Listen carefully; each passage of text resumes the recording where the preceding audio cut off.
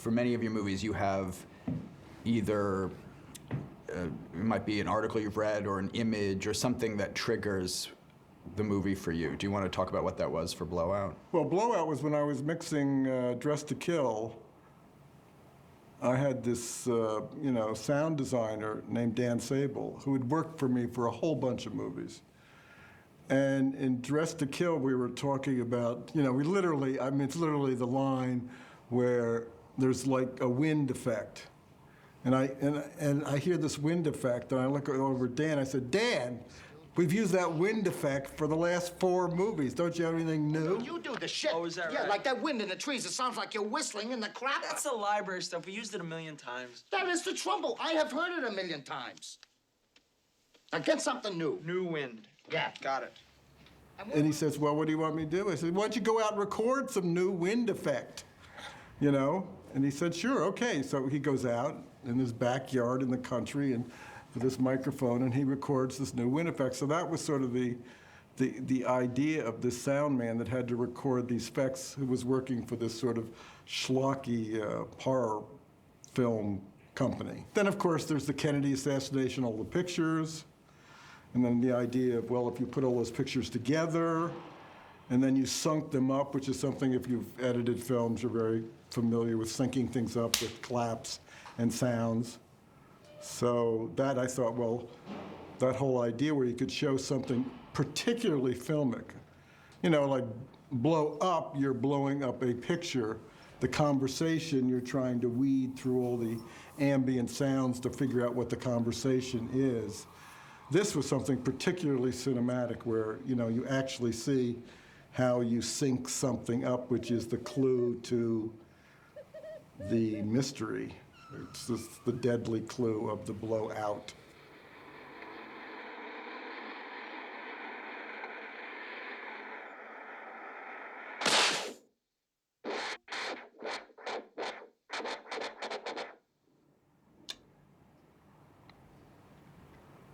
I like how much time you take also with when Travolta gets into all of it and he's syncing everything up. And you couldn't really do that now because it's all done on computer. And, No, but it's having worked in an editing room and syncing up rushes, and when you don't have anything to sync up with, you're looking for some kind of slap or some kind of percussive sound where you can sync the sound up to.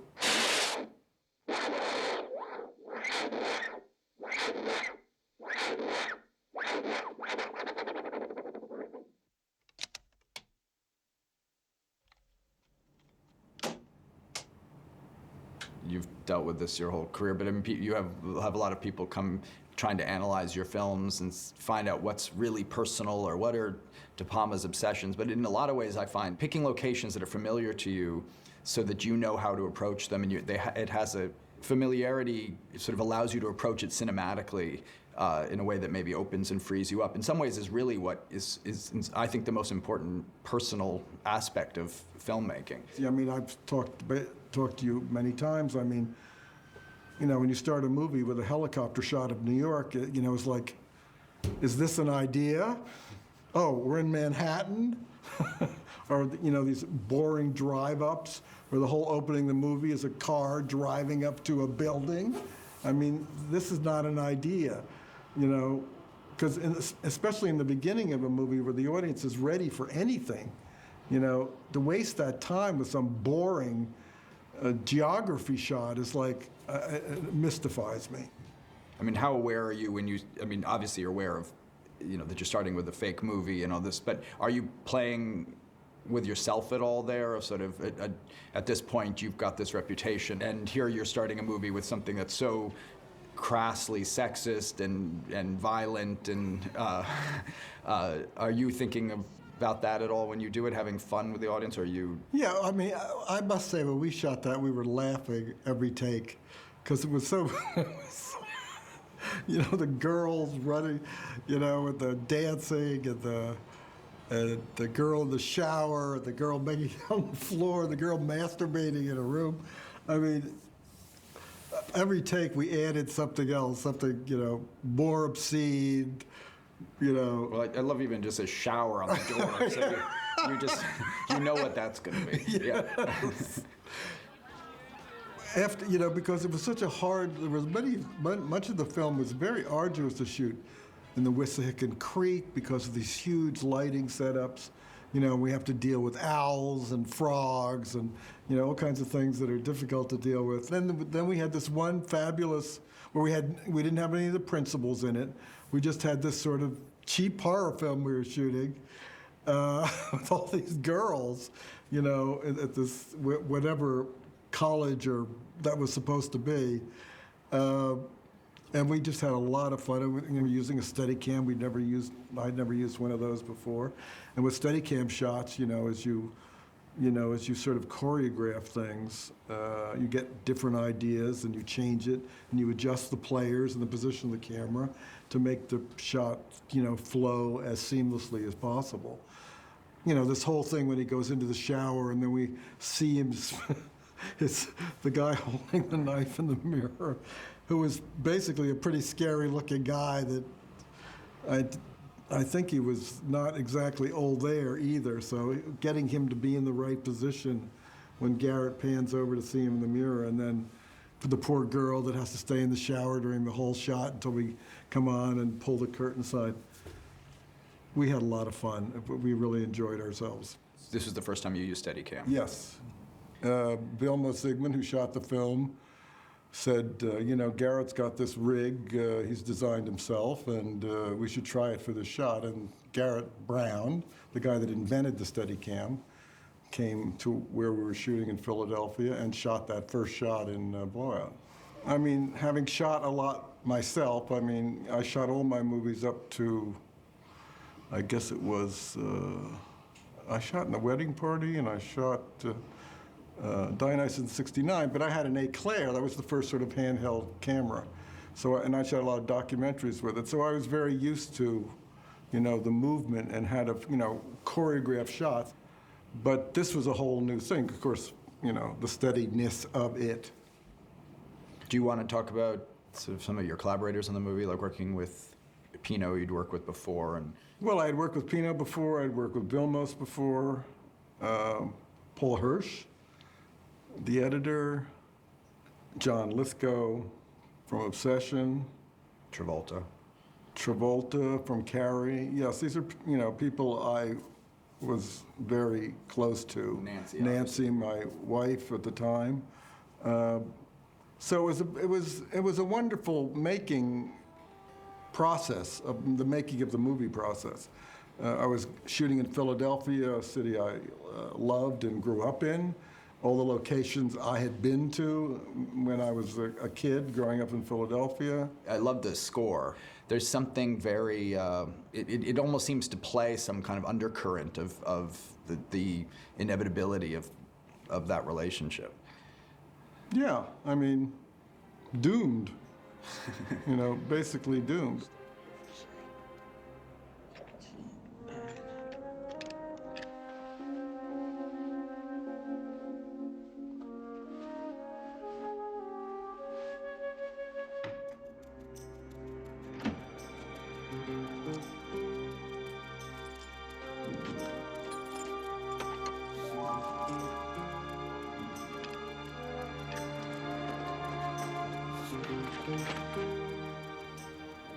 Now, Pino, with Pino, who did my first score, Carrie, and then Dressed to Kill, he speaks sort of not too good English, and I speak sort of not too good Italian, but somehow, having made so many pictures together, we managed to communicate in hand signals or whatever. And he did an extraordinary score there. It's one of my favorites. And with Pino, I would usually, lay out temp tracks and to give him some idea of what some composers don't like temp tracks. Morricone does not like temp tracks. You just have to sort of describe what you're doing to him, or give sort of classical references. Pino, I can give, scratch tracks to, and he sort of gets what you're going for. There's something about the editing in this one also because it's kind of this other subtext about filmmaking and about process and about sound and picture, you do that thing where you keep coming back. Yeah. Yes. Well, because I had to find 2 ways to shoot that because he was going to remember it. Now, obviously, the easiest way is to shoot it from his point of view, which is how he remembers it. You know, when he's sitting in the chair. Right, and you do he's, the reverse and when he he's goes holding, back. yeah, exactly. He's holding the pencil and he's moving it around, and I can cut to his point of view of what he sees, whether it's the lovers on the bridge or the frog or the owl, you know, until the car comes. So that was I had that in my mind for when he recalls where the sounds were. But when I was going to shoot the initial sequence, I had to figure out, how am I going to shoot this from a different perspective? And I got this idea of boom, boom, boom, boom, you know. And it's sort of an idea I kind of use in Snake Eyes, where you have to go through the same thing again. The first time I keep it on the people watching the fight and never show the fight. And then when everybody recalls things, then you start seeing the fight from various points of view. But you just hear the fight the first time. Mm-hmm. And this was very much the same idea, was we're doing these elaborate pullbacks, but we're never seeing his point of view. We're saving that information for when he's recalling. There's also something just very dynamic about that jumping back. It's for this movie particularly about the individual and then the world around you and what you can hear and what you can't hear and what's happening that you don't know. And I mean, similarly, the shots, you know, sort of from the ceiling, you know, when his place is trashed, or when he's sort of like leaning back on his couch, and you have this sort of sense, or outside his window, that the camera is another. The growing paranoia. Yeah, yeah. Do you just sort of thinking about that? Do you want to talk about the shot when he realizes his tapes are erased and that you go around? Yeah, that was. I don't know where I got. And I mean, you know, I'm always trying to figure out where the camera is in relationship to the material. I always have been saying and have said for years that the position of the camera is as important as what you're photographing. A dirty word to me is coverage. You know, two-shot, over the shoulder. You know, it's stuff you see, you know, all the time. It just drives me crazy, because this to me is not directing. You have to think about where the camera is in relationship to the material. And this whole kind of swirling idea of all those tape machines turning, and then the whole idea of, you know, everything's been erased. You know, and it becomes more and more that sound of white noise comes louder and louder, going faster and faster and faster as we go around. And a very tricky shot to do, because, you know, nobody could be in the set. You know, Vilmos and I were overlooking the set, and, you know, and I was cueing people, you know, to come in, and, you know, and the camera's making this relentless thing, which is somewhat the inverse of what was going on in Carrie when they're dancing and we're in a low position and we see all those lights up, and we are going around them as they are spinning. It's going faster and faster, and we're racing around them like this, you know, which is also a shot in Obsession when they meet at the airport and they embrace. And again, you know, Vilmos and I are racing around them faster and faster and faster. It's fun. If you can pull it off. How much you rehearse those before you? Oh, yeah, it goes on forever, because there's so many cues that have to be hit exactly right. It's like those long Steadicam shots. I mean, you know, one thing can just kill you and you have to start all over again. Why don't you answer your phone? It's the police. Yeah, that's a drag. Yes. But it's great when you get it. Yeah. Do you feel like you always know when you get it, or do you end up doing one more, or do you end up stopping when you know, when you get a really complicated shot like that, if you get it once, it's a miracle. You have also in this movie, which you have in so many of your movies, which I love, is this whole is these great following scenes and following women often from the back. Right. When Lithgow follows what turns out not to be her. But did you use Nancy in the early shots? No. We had, I think that the girl that plays that is her stand-in. Otherwise, we're getting somebody who looks physically like her. Right. We cast girls that look physically like Nancy because the whole idea is he's murdering people that all sort of look the same. But you never put Nancy in to fool the audience quickly and then... No, that girl looked very much like Nancy. She does, yeah, totally. And we had another girl, stunt girl, when Nancy gets pulled out of the car underneath the water that looked very much like Nancy. You know, until Nancy's in, there's a tank for when Nancy breaks the surface of the water and comes up, but pulling her out, Nancy is incredibly claustrophobic.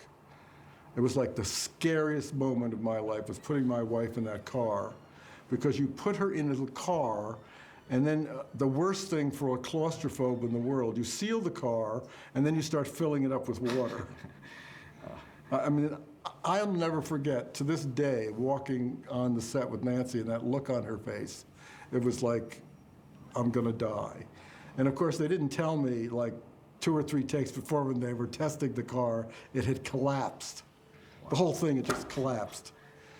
They didn't tell me till afterwards. They seemed to have fixed it. But, and I'll never forget Nancy, you know. It was, you know, it reminds me of the Red Shoes when she's starting to go toward the ballet and then starts walking, turns and runs back. I could see Nancy getting closer to the car and then sort of freezing. And I said, look, I can't do this. We'll figure out a double, we'll do something. She said, no, I've got to do this. And putting her in that car, I mean, she was terrified. And you're in a tank on a soundstage. That's correct. But you're still in a sealed car underneath water that's filling up.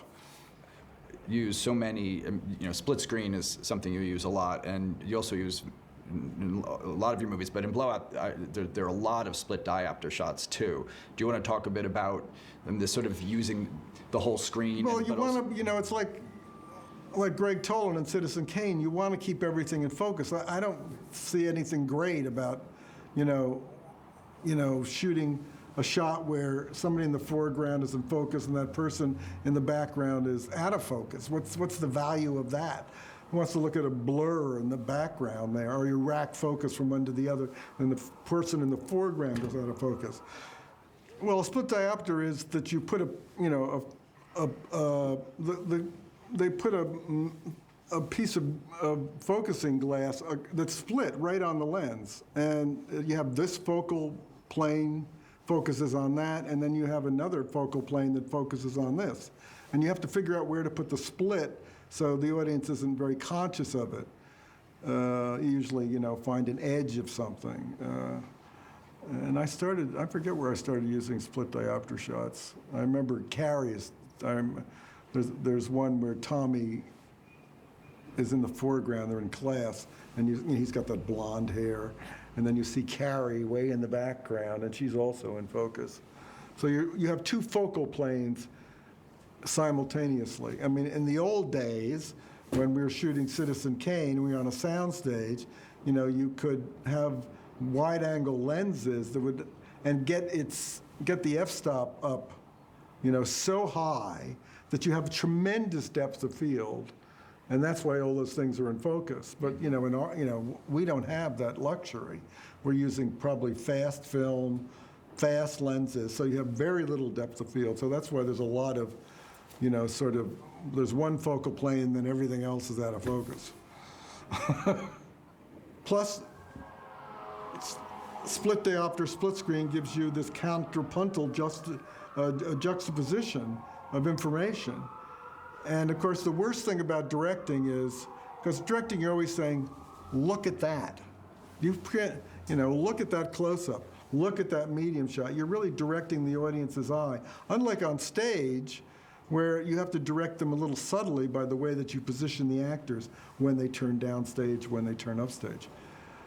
What the advantage of split screen is that you have this juxtaposition of information, and there could be a synthesis because of the juxtaposition. Mm-hmm. And it's also good for very slow developing things because you have a lot going on. And of course, I first was introduced to it when I shot Dionysus in '69, in which I shot the whole thing in split screen, which is constantly juxtaposing what's happening with the audience and what's happening in the play and how they affect each other. Yeah, I think it's interesting that you came to split screen from shooting a play, even though it's Well, how do you shoot it? This is an audience environmental play where the audience is affected by what the actors interact with the audience. Mm-hmm. So I want to know what's going on with the audience in relationship to the play, and I also want to follow the play. So I'm going to put them on the screen at the same time, and sometimes they merge. giving the audience information in ways that they don't necessarily know they're getting information. There's something about the split diopter, there's something with the split screen, you know you're watching two concurrent or things that are going on at the same time, but that aren't in the same room or in the same, in one case it's the TV, I guess. Right. But so you know that both things are, you should be kind of paying attention to both, but you don't feel the pressure to be, you know, that it's, and I think that's a kind of interesting way to let things develop, like you said, things that develop slowly. The split diopter is so striking. I think that even people who don't know what they're watching, you know, having everything in focus, it again, I think unconsciously makes you watch the whole screen. Right. And I think it is a kind of ingenious way to let, because if you just left the TV on in the background, people might just tune it out. And you do that in Just to Kill also when he's watching the cross-dressing thing. Right. Yeah. But what you're really saying without saying it is, you watch the TV too. Right. And I think that's really, but it's so visual at the same time. We mentioned them, but talking about some of the actors, I mean, you use Dennis Franz. Well, it's interesting, especially for Dennis, and for John, is I sort of created these characters. Dennis has been playing this character that we created in Dress to Kill for I don't know how long, you know. And John, the sinister John Lithgow, you know, has now been immortalized in Dexter. So Oh, that's right. And you want to talk about working with Travolta and sort of, I mean, when you first used him, he was on Welcome Back, Kotter, you That's used him in correct. Carrie. That's correct. And then from then to Blowout, he's now huge star, yeah, huge star. Saturday Night Fever and Well, it was very ironic because initially, Blowout was like a very small picture, you know, because it was so dark. I had conceived it as a very small movie. And then John, I was on the phone with John. He wanted me to read some script he was doing. And he said, well, what are you doing? I said, well, I'm doing this, you know how this works as a director. I'm doing this, you know, this little picture. It's about a sound guy. And you're never thinking for a moment that he would be interested in this. And, well, John says, why don't you send it to me? And I said, okay. And he really loved it and wanted to do it. And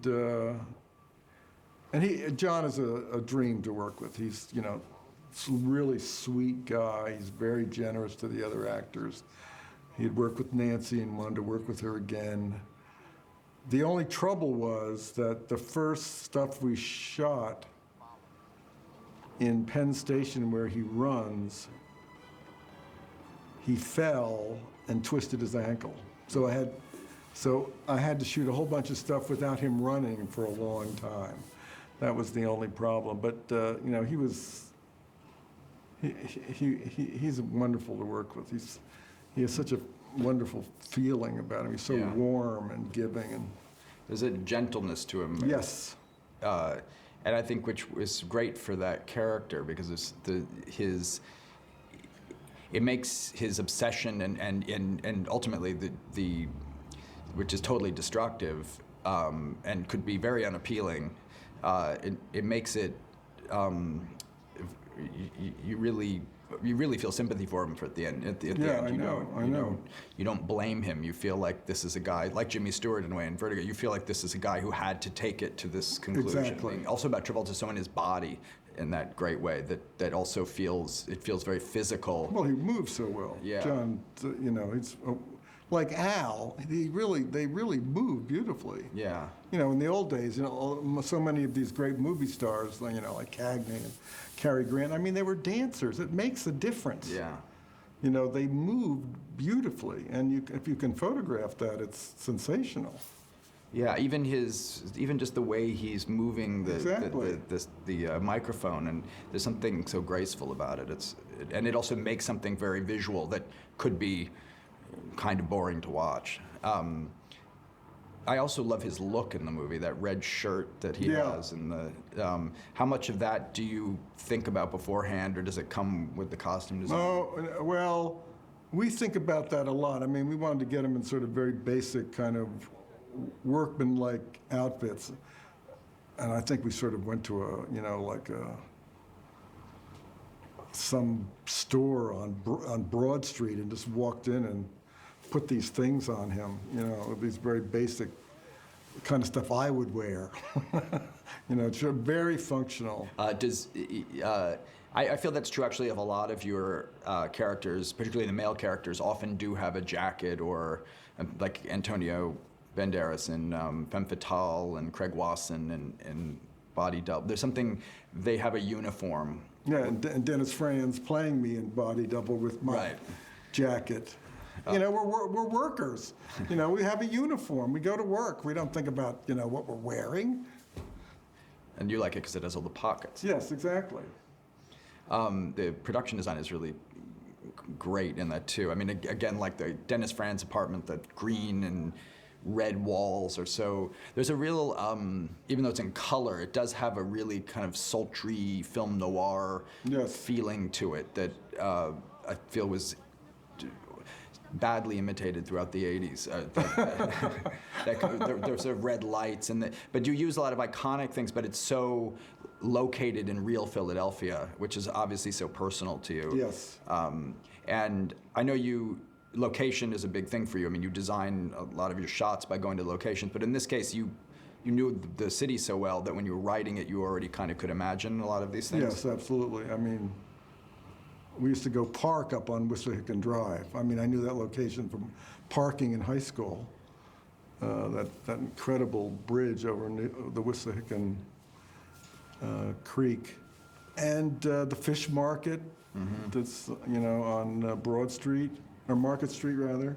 I've walked all over Philadelphia, so I know all those locations. And it's great when you go to a place and you've literally walked all the locations. I mean, sometimes, as you got into bigger movies and you had to travel all over the world, you had I had a very great location guy, Eric, that used to, that I discovered on Body Double. He used to go and find these incredible, like all the untouchable locations. Or Eric is, going all through Chicago, an incredible eye. But there are some movies where I literally walked to all the locations, and this is one of them.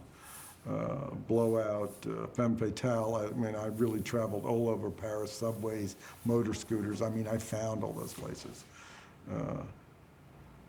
And if you can take an interesting picture of it, then it may look interesting on film. If you can't take an interesting picture of it, forget it. It's not going to get any better.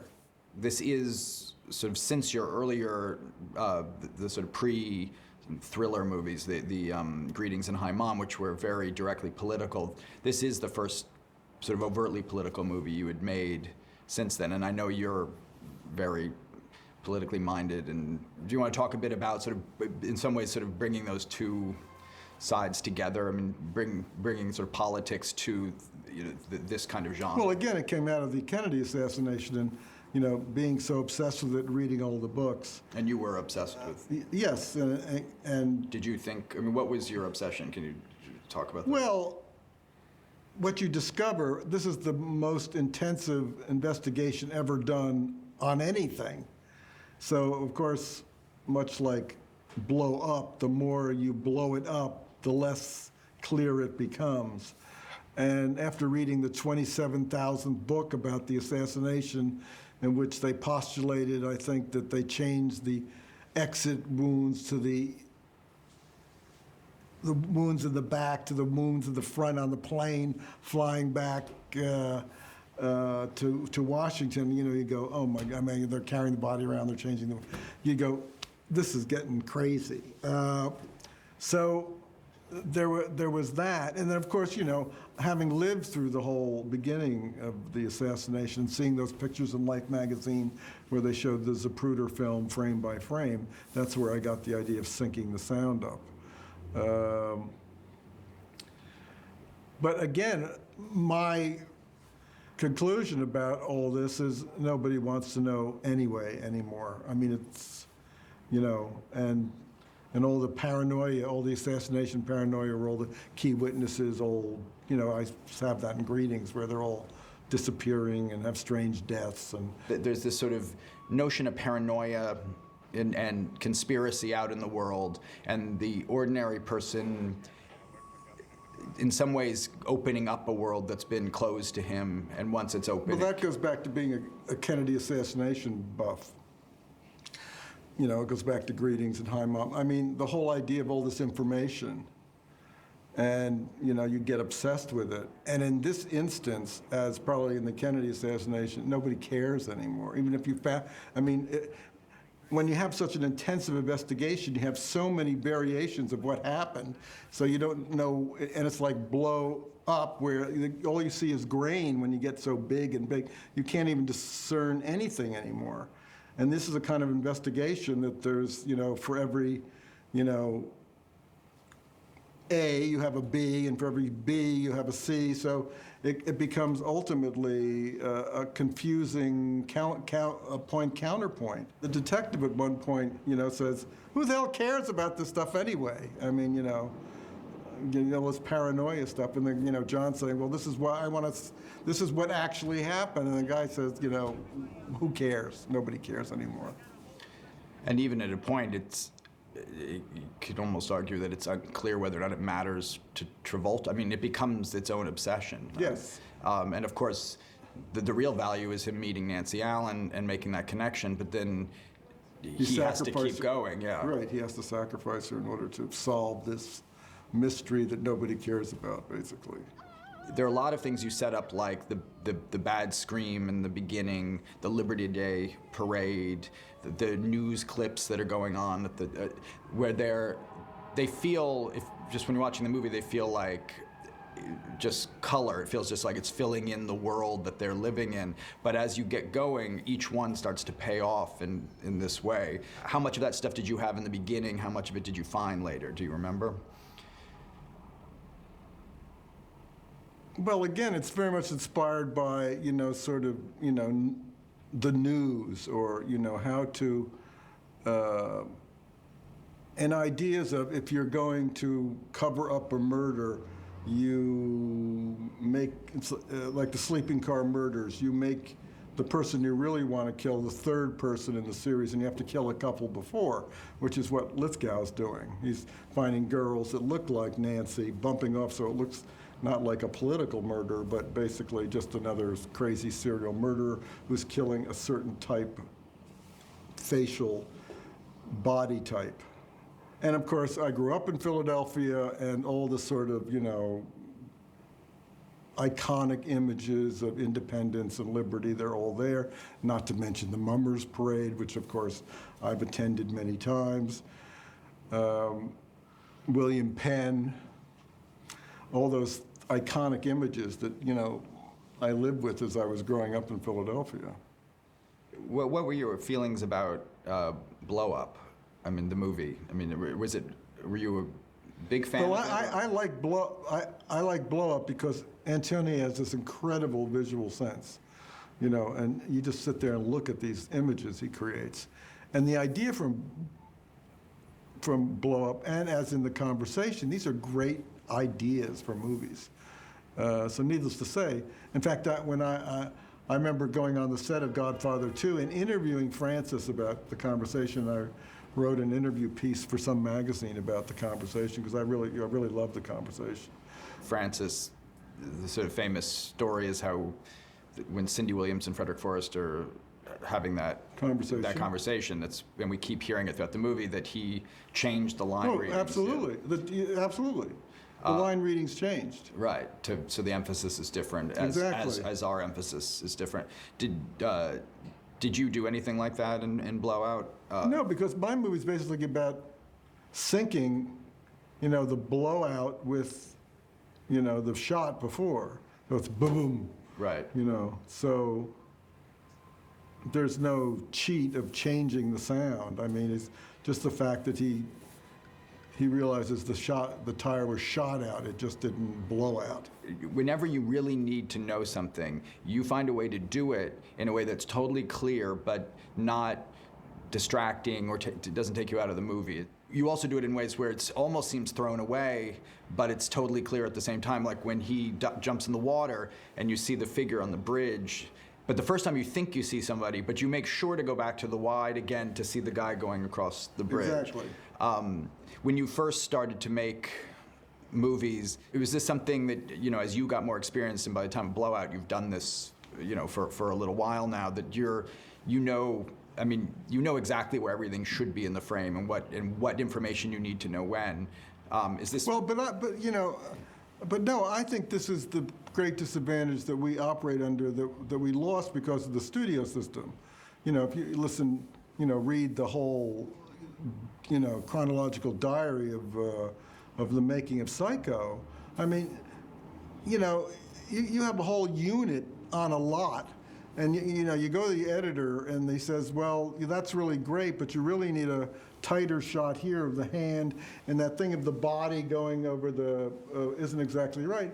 So you just call everybody back to the set and reshoot it. Right. When did we have those kind of freedoms where you could just go? I mean, when you think about Charlie Chaplin, I have to think about how to do this. How am I going to know it's the girl when she comes by? If she's blind, how's she going to know? How am I going to figure out she's blind? So let's take a month off while I think about this.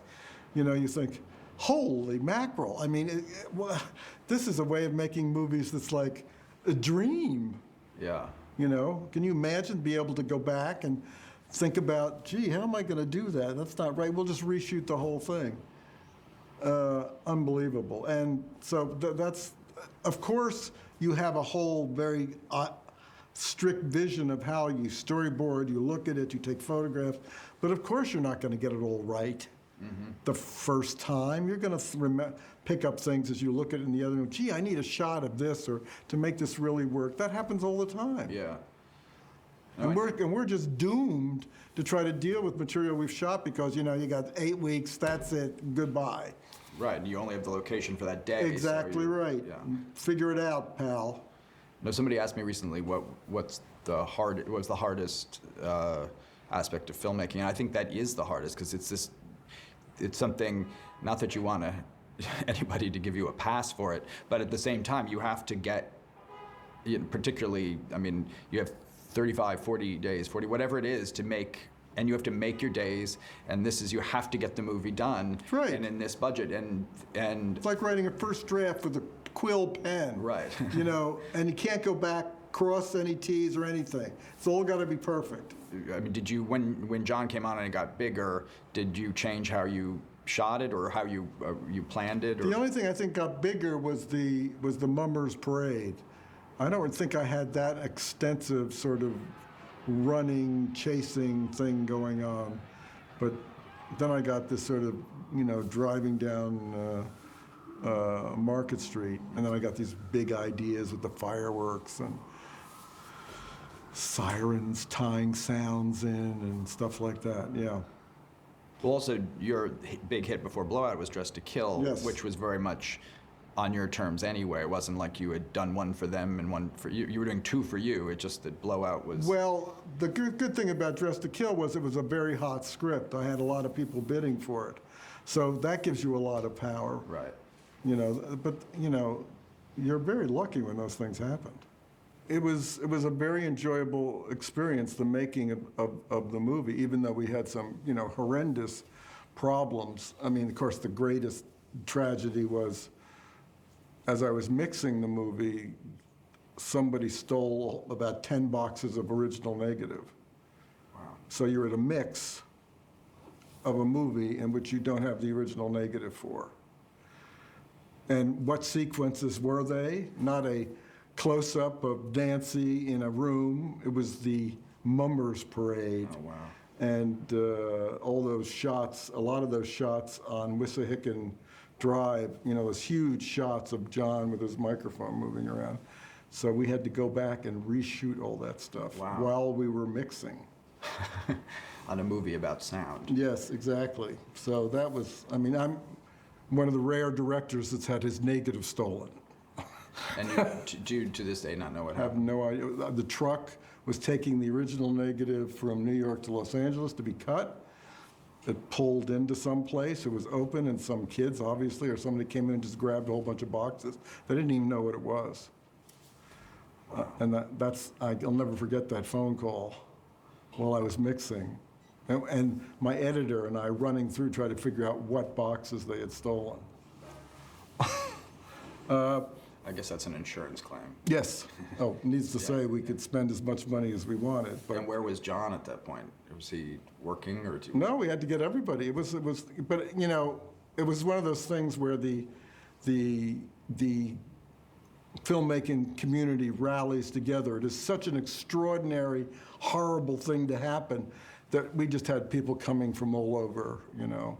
Laszlo came and shot, Vilmos was shooting another picture, so Laszlo came and shot the stuff that we did in Philadelphia that weekend, and we had tons of people So working. it was the stuff in the parade, The stuff in the parade, when he's driving through the parade, or? driving right down Market Street, right over William Penn, the whole Mummers Parade, the whole deal. Wow. When you finished Blowout, you went on to make Scarface, yes? Yes. I mean, at that point, you had done a number of movies that could be sort of typed as De Palma-style movies that were sexy, tense, sometimes violent, sometimes, and you went on then to do Scarface, which was sexy and violent, but in a different way. And you've talked, and I think it's really interesting, about sort of how important you think it is for a director to get away from himself at times. Yeah, I think you have your own style of film. Well, look at Woody Allen. I mean, you know, he's making movies in Manhattan forever, so they're going to get a little repetitive. He's going to go over the same material again. He'll find different ways to explore it, but his earlier movies seem to be better than some of his later movies. But then he says, oh, I'm going to go to Europe and start making movies. Well, suddenly something new happens. And this is very much the way I've kind of approached my career, where I have very specific ideas, and I get these very visual ideas to make movies, and I construct scripts around them, and they're driven by kind of a visual idea or intellectual idea. And then I will just jump into something that's completely different from anything I've ever done, just to see what happens. And Scarface is, well, what do I know about Cuban gangsters? And I'll just see what happens. You know, sometimes it works out, sometimes it doesn't. You know, so, but I think it's good to get out of your own cliches. Don't start making the same movie over and over again, which is what one tends to do, especially if one is very successful at it. And you were talking about Blow Up sort of being a great idea, a great movie Yes. idea. We talked about Vertigo that way too. Do you want to say a little bit about Hitchcock and Vertigo? You have to think about what is something, when you're dealing in a certain medium, what is the thing that is best done in that form? I mean, obviously, if you're directing a play on stage, dialogue, character is paramount, because you're sitting in the audience looking, and you have to choreograph the people on stage from basically an audience's point of view. When you're making a movie, you have all kinds of things that you can explore. And what Hitchcock discovered, first is the point of view shot, which is, the idea of somebody walking or looking, and then you showing what they see, and the audience member identifies with the character, whether it be Jimmy Stewart or Cary Grant or whoever it might be, Janet Leigh, and what they are seeing. And this is how we experience life, through points of view shots, which, as we talked about once before, in computer games, which are sometimes old point of view shots, where you really go through the space and explore it from your point of view. So, and what's unique to cinema, unlike any other art form, is that you can show the audience and your character the same piece of information. They see what the character's saying. So you digest that point of view. It's unique to cinema. So a lot of things Hitchcock discovered, which I talk about the grammar of cinema, this is one of the basic building blocks. You know, you'll always know it's Hitchcock when somebody's walking up, like going up to the, you know, the creepy house on the hill in Psycho, you know.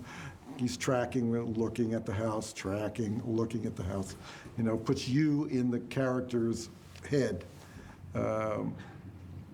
Instead of objectifying it, you know, seeing the character walk up to the house. And Vertigo is an example where you follow a character, and because this is a process of getting to know the character purely visually. I mean, the whole following of Kim Novak in the beginning of the movie is he's got some ideas that the husband is stuck in his head, and he's basically observing what she's doing. But of course, what we find out later, she is acting, she is presenting a performance for him to digest as a suicidal person that's obsessed from somebody that's dead, that's going to kill themselves eventually. What's great about it is that what we do as directors is we create these illusions, which are many times actresses, and in the process of Vertigo is he creates this vision of this girl, makes you fall in love with it, and then destroys it and devastates you. And he shows you how he does it. And then what he does is he puts her makeup on and makes her the Kim Novak that we followed in that dream. He creates that illusion, which is what directors do. We create illusions for you to fall in love with. And that's something totally unique to cinema. You know, beautiful women doing exciting, interesting, erotic things. We follow them, we look at them, and we get involved with them. And it's one of the basic tools of movies. You know, it's what's Godard, you know, a gun and a girl. You know, with a gun, when's somebody going to fire it? With a girl, when's somebody going to undress it? So that's movies.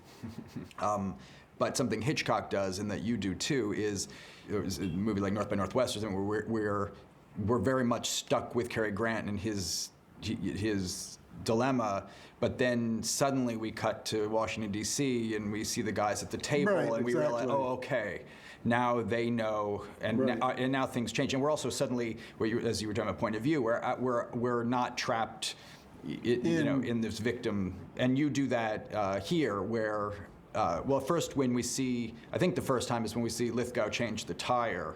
Right. We know Something's up. something's up.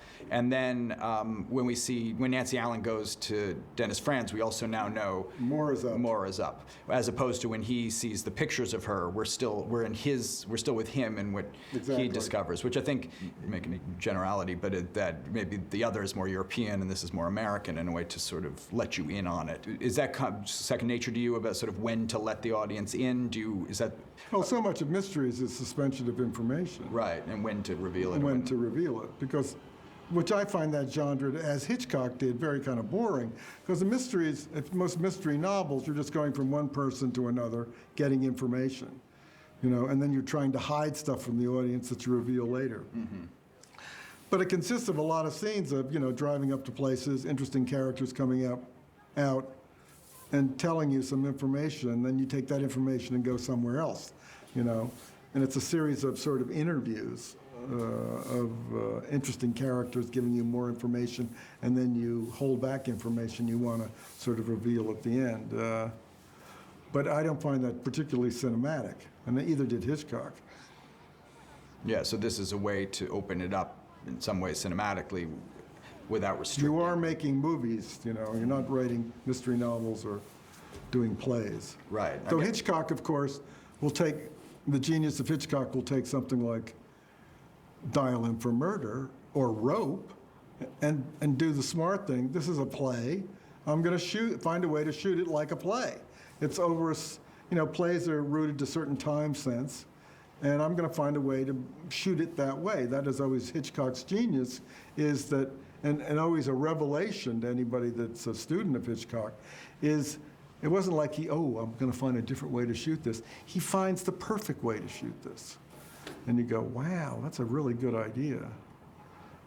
You know, and he forces himself to come up with ideas that will dramatize something, but he's very aware of the form it's created in initially. You know, the whole idea of, you know, plays, we open them up, we go outside, Right. you know, get some air. Well, that's not necessarily the right idea. Let's talk about the scream. Well, of course, the scream is a running joke throughout the movie. You know, he's trying to get the perfect scream. Cut! All right, switch. Betty, you pull ahead. Gene, you scream. Take 29.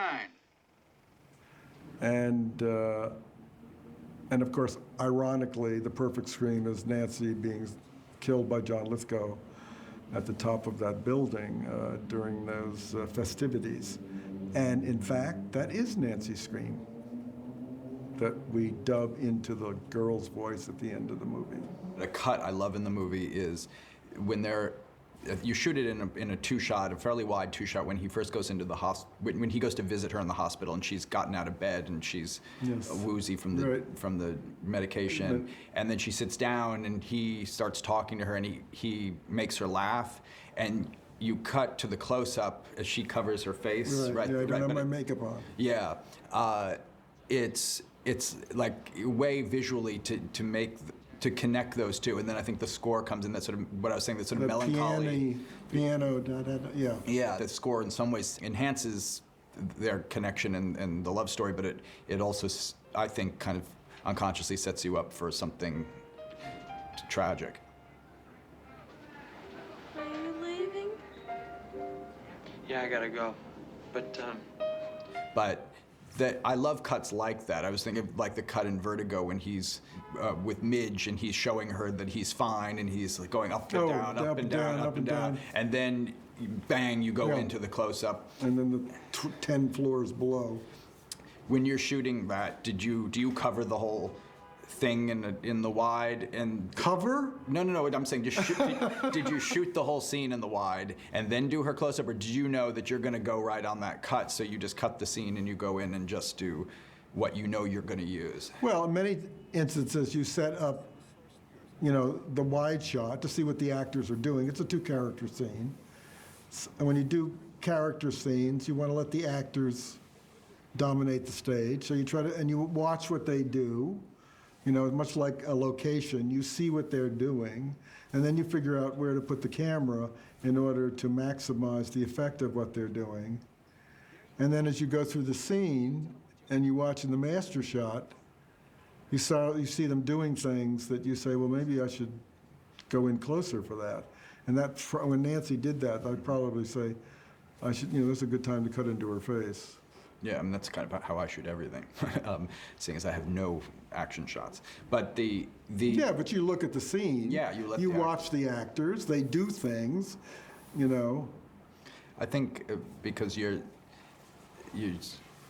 do so many kind of, in some cases, epic camera work, and you have, I mean, it's kind of even iconic the way you know, certain shots that you tend to use and sequences in your movies. But I struck in Blowout, there's a lot of just great two shots with just the actors in the room. Absolutely. You know, with John and Nancy and There are places for those two shots. You just have to figure out what they're doing and where it fits into the scenario. Right, and there are not a lot of close-ups. I mean, it's like you use, it's the whole thing of using the close-up when it really counts. Well, in Casualties of War, I think I have one big close-up is when, you know, Michael Fox is, you know, witnessing the rape scene. It's the only close-up in the movie, you know. So if you look at older movies, you'll realize, my God, they're photographing their whole bodies. They're letting them use their hands and walk around.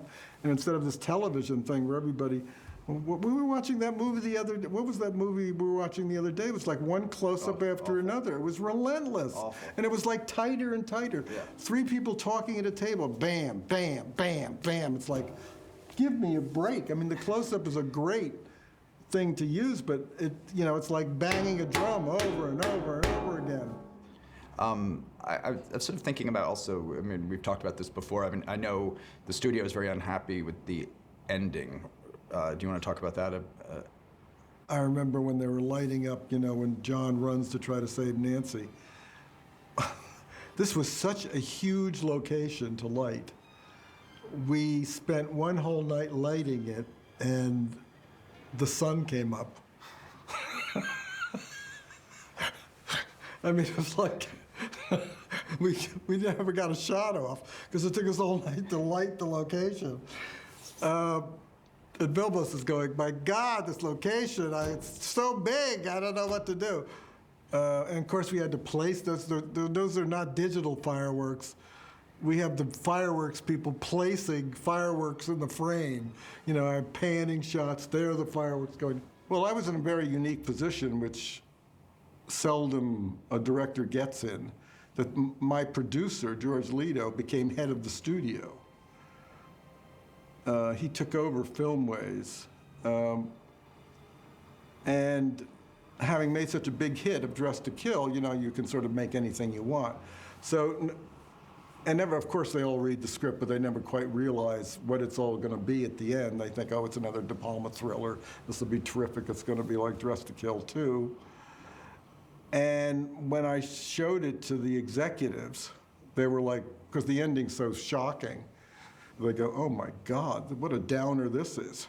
But there was nothing to be done. I mean, my producer ran the studio, so it was basically, you know, release it, let's see what happens.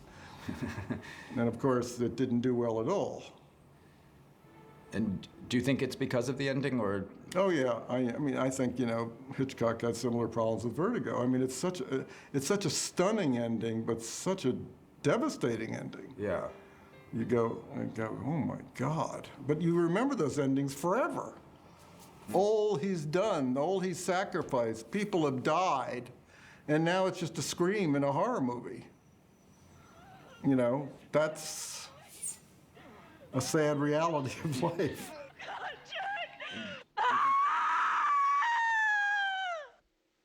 Now that's a scream! Jack, More on the screen. I don't want to distort it. Come on, bring it up. We'll All see right, what I'll we give can you a do. little bit more the next time we go through. That's wonderful. What you think the rest of the mix? Well, okay, we can bring on the beginning, you know, when he moves, on the footsteps. It's a good scream. It's a good scream.